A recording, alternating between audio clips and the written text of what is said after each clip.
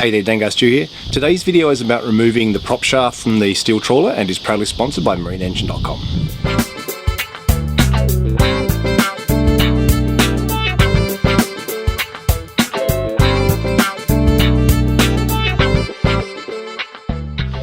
So, as with many of these jobs, the day started with a run into town to buy some more tools.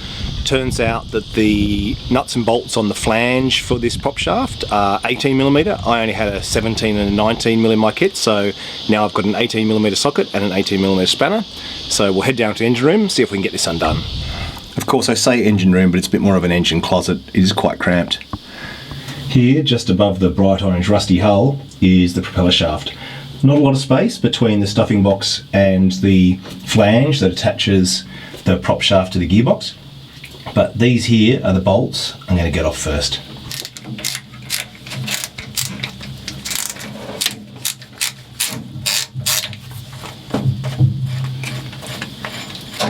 So far so good.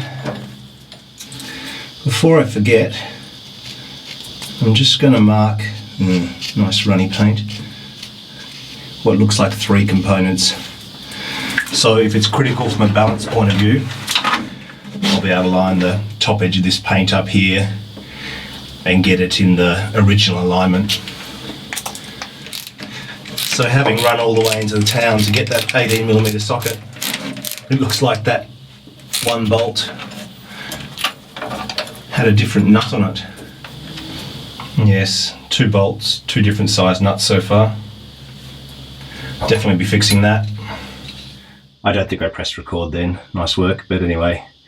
Went outside, pulled on the shaft, the spacer just dropped out, then I just put the port of power in there and separated it a little bit more.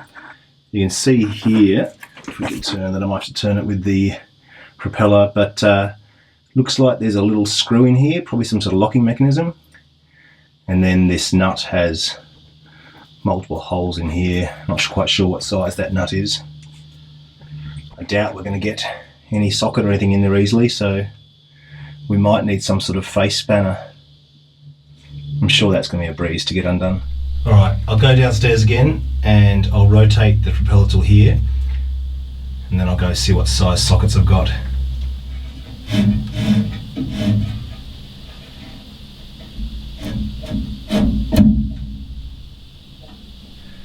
So this is all the space I'm definitely going to get between the gearbox and the end of the prop shaft, because this flange is now hard against the stuffing box, so that's all I'm going to get. So I'll take this screw out first, and unfortunately the face spanner I've got is at home, but I'm not sure it's going to be strong enough. We might even have to try our air chisel trick again to get it to come round once we've heated it a bit. Even this little stubby screwdriver's only just fitting, at least it's turning. That was a pleasant surprise. I'm thinking an air chisel into one of these holes is my best bet. If I have to get a new nut, you know, so be it.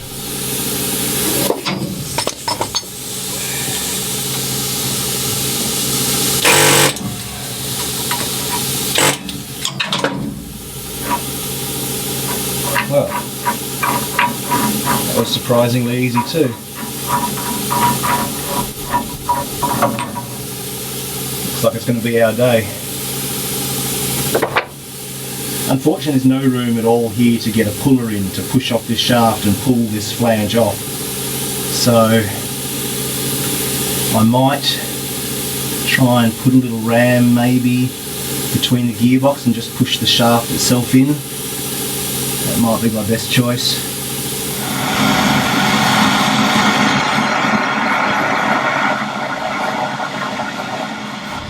I'm going to take a little break from that prop shaft. I think to get the flange off, what I'm going to do is put a spacer between the flange and the gearbox to lock it, then get some long bolts that can go through both flanges, tighten the nuts and try and pull it off that way. So yet again, another trip to town, but I'll get some.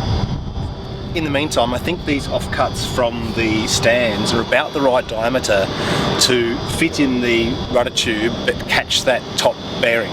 So I'm going to put it up 2 pieces because they're only short. Then I'm just going to use our little bottle jack again and see if I can press this bearing up.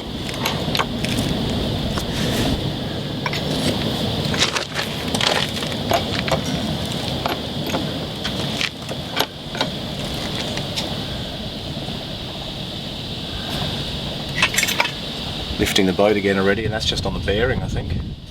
Looks like one more mystery about the rudder post solved, in that on the very top here there's an oil seal, so this is the final kind of water seal. People were also asking, there is a grease nipple here.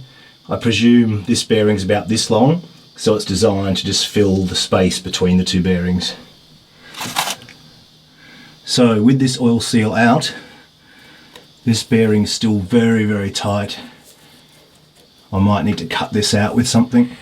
In order to get this bearing out, I'm definitely going to have to cut it first. I'm thinking I'm either going to need something long enough to reach down through the deck, or short enough and right angled that I can cut it from below the deck. But I'll have a look around, see what I can find. We'll either put a single cut in it or cut a sector out of it, then it should pop out just fine. In the meantime, I decide just to get on with cutting the rest of the strip off the chine of the boat, but that didn't go so well either. Oops. I was cutting more of this plate off, quite thin, but I think the cut this way went a bit too far. And that's actually diesel running out now from this starboard fuel tank. So I shut off the valve that connects the two fuel tanks, so only the starboard one will drain. I'm going to go get a bigger container and a pump so I can empty it. My plan was to empty them anyway so I could clean them out, but yes, the hull, the side of the hull is part of the fuel tank. Kind of glad I wasn't using Oxy to cut it off. Oh well, drain it, weld it, put another plate on. So just in the engine room now, draining this starboard tank into a jerry can. First little bit that came through the pipe I could see was quite gunky, so I just transferred that to a waste drum, and the rest of it's looking pretty clear. I'll still open this inspection hatch on the tank though and give it a good clean out once it's empty. There's another tank on the port side, and I've got the valve joining them shut off at the moment, so the fuel from the starboard tank isn't transferring into the port tank as the level drops in the port side. The upside to this little disaster is that the fuel light came on in my truck today and I don't have any money to buy diesel, so I'm just going to put it straight in the truck.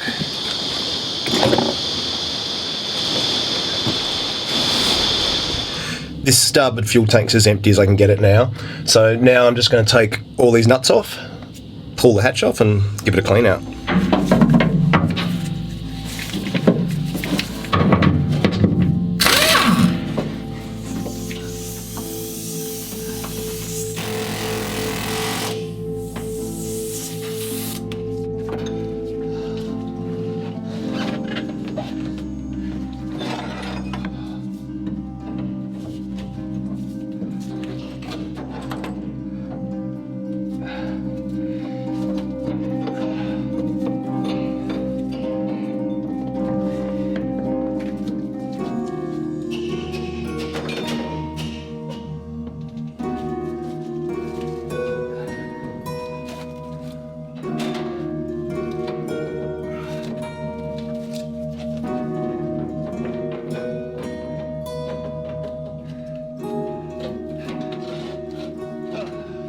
This here is the pickup where the fuel gets picked up from the fuel, so just off the bottom of the tank, so you don't pick up this sludge. And then the one right down there in the bottom is the drain. So I can actually get a bit of detergent in here, clean it out, without having it go in the pickup there, which is good. Then I can drain it out again and let it dry. So there's a bit of a hole there. And it actually looks like a cut there, but he's actually right above the rubbing strip. It's about twice as high as the rubbing strip I was cutting off. So I'm wondering if it wasn't going in behind the doubler, and then once the rubbing strip was off, it let it come down. Because when I was looking, I couldn't actually see a cut through with the angle grinder. There's a little mark there on the side, about the height of the top of the rubbing strip, but it actually feels like a little bit of a ridge of some description rather than a cut. Anyway, gonna get in there with some degreaser, clean it all out, let it vent for a while. This one here is obviously a big issue. Sorry, it's either too dark without the torch or overexposed with it, but That looks like the main issue, but I've got a feeling it might have been existing. Not feeling so bad now. Okay, so it's all cleaned up now. This cut here is kind of just a little bit after the breather, so I'm going to have a look on the outside. So this is the top of the rubbing strip, then the doubler starts, and this cut I think is actually behind the doubler. So I think what happened, when I cut it, the diesel could actually run out from the bottom of the doubler and out the hole. So I think I'm going to have to repair this from the inside. So that's where I got to by the end of the week. I'm intentionally leaving the fuel tank open for a few more days just to let it ventilate for a little while so I can get in there and weld it up from the inside safely.